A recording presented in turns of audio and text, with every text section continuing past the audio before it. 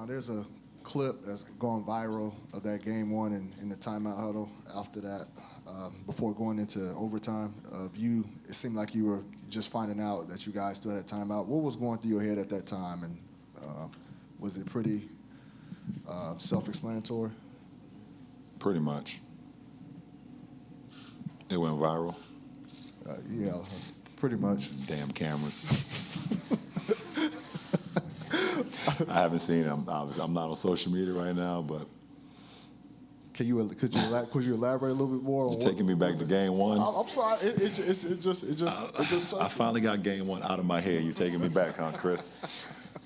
Okay, hold on. Let me put myself back there.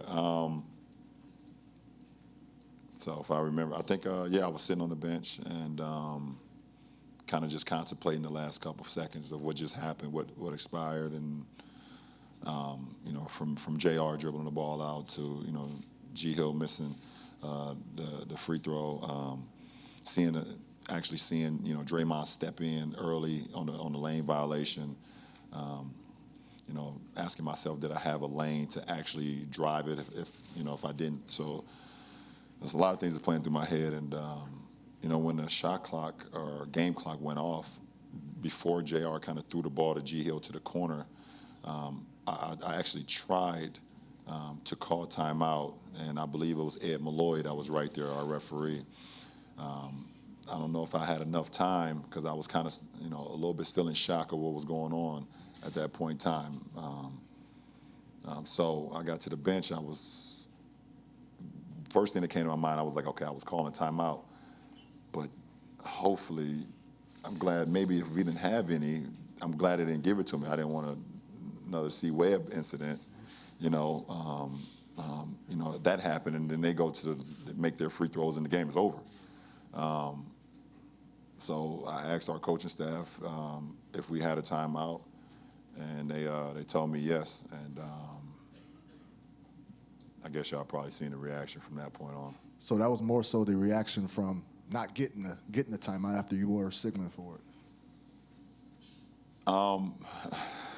Yeah, it was just knowing that we had an opportunity to have another possession, even with the offensive rebound. It was just a heartbreaking loss. What are your thoughts on the analysis or the thoughts that there could be something between you and LeBron and the teammates after that game?